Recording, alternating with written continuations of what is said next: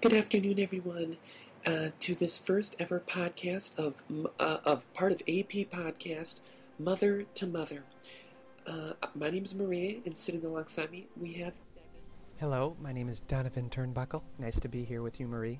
It's great to be here, and this is actually our first time ever meeting, so it's great to have you alongside me. It almost feels like a momentous event, like I feel like the parting of the Green Sea, or the first time there was fire. Yes, you know. Yes, very much so. It feels like I'm actually giving birth. Like this podcast, I'm giving birth to a new way of thinking and of talking honestly. Two mothers, just talking about our problems and hopefully shedding light and shedding pounds, because sometimes we as women, we can get a little overweight, and it's up to the men in our lives to tell us to get back on track, get back on the elliptical, put on a helmet, and get to work.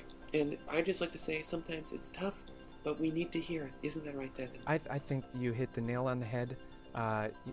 Sometimes we just it takes a little prodding, but it's all in good flavor. It's all in good fun, and that's just sometimes what we need. So on the first show today, on our first ever podcast segment, part of AP Podcast Mother to Mother, our first segment will be talking a little bit about what you should feed your child at dinner. Yes. Devin, why don't you go, or excuse me, Devin, I keep saying Devin.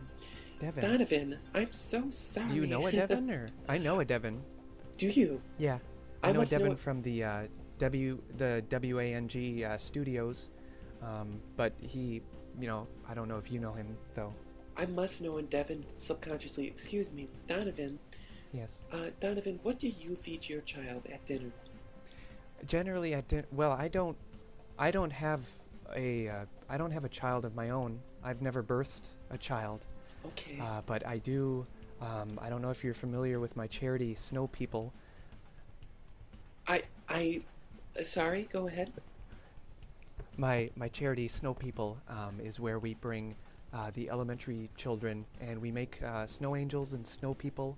But then we also have a dinner afterwards, and that is where my personal mother-to-child relationship is, and where I've made my meals for my children as well. Very nice, and I think that's one of the biggest points I'd like to point out. It's a woman can be a mother without having offspring. Don't you agree, Donovan? I feel that 100%. I think we're on the same page here. You don't have to have had birth of a child, human baby, to be a mother. You can still be a mother in so many other ways. I don't know if you listen to my bi-weekly podcast that I also do, part of AP Podcast. It's called Poet's Paradise. Oh, and I'm unfamiliar, but go ahead. What I like to do is I like to write poems, and in fact, I'm currently writing my 5th book. It's simply entitled Marie's Ways, and it is a poetry book, and it is currently, like I'm saying, I'm currently in the middle of writing it, and I like to just pull out little poems, and put together a little podcast, and kind of give some insight as a writer and as a poet and as a mother. And I do consider myself a poet first, a mother second, and I consider poems part of my children as well. Bravo. Yeah, I wanted to ask you, seeing that you do poetry, I'm wondering where you, being a poet first and a mother second, where you draw your inspiration from for your poetry. Are you a fan of Dickens? Tyggelberg? What? Excuse me? Go ahead. I'm just asking where you draw your inspiration from, Marie. I draw a lot of inspiration from nature.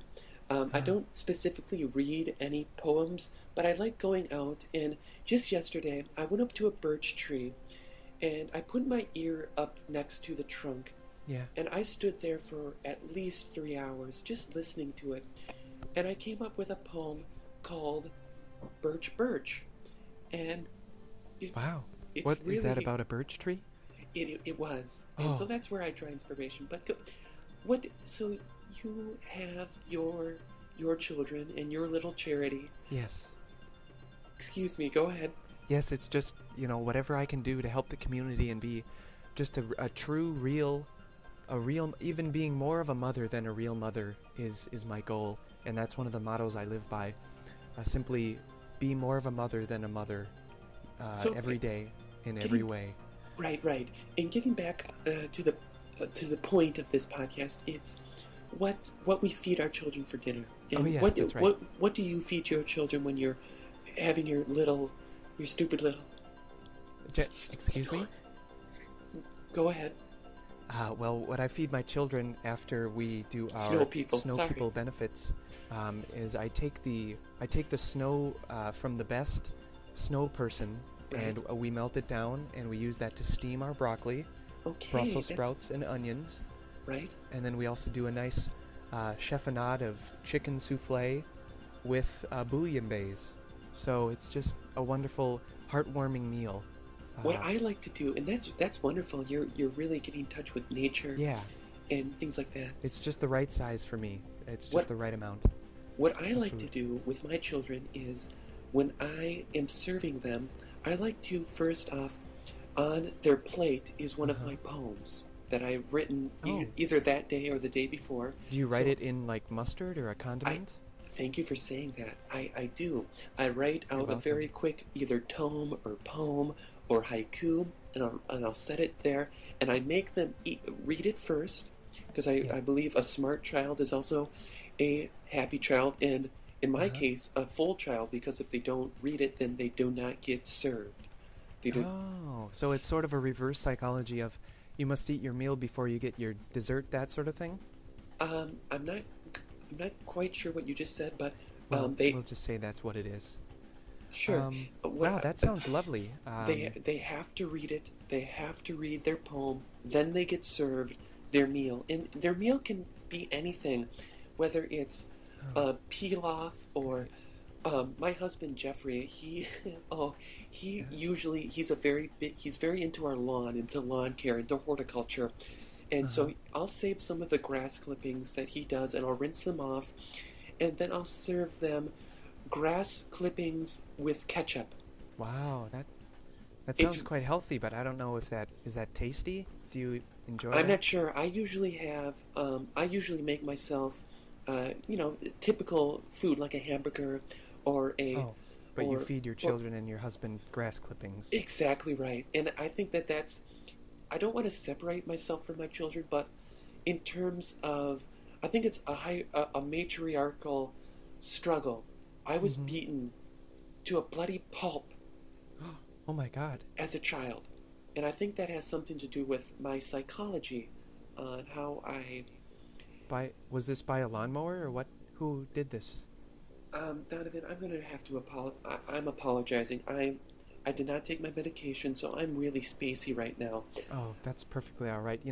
We're getting to the point where I think our mother-to-mother segment on our AP podcast, we might want to end our first one, but... yes. It's been, it was nice to meet you. It was nice to meet you, and hopefully we get to do this again. Oh, I would love it. Let's bring in some kids next time. Oh, all the children we can. Let's bring them in and Donovan, just share our thoughts about them and Donovan, our children. Donovan, we need to come up with a good ending to our mother-to-mother podcast. Yeah, we should think of a good theme, like, I'm a mother. I'm a mother. And together, we're telling you how to be a mother. Good night. Something. Okay, I want to say something like, my name's Marie. My name's... What is it? Donovan? Okay, so my name's Marie. My name's Donovan. We're both mothers. And together as mothers, we're teaching you how to be a better mother. Something like... We'll have to think of that. We'll work on it off microphone. Okay, so one big last kiss. And part of the AP podcast, this is Mother to Mother.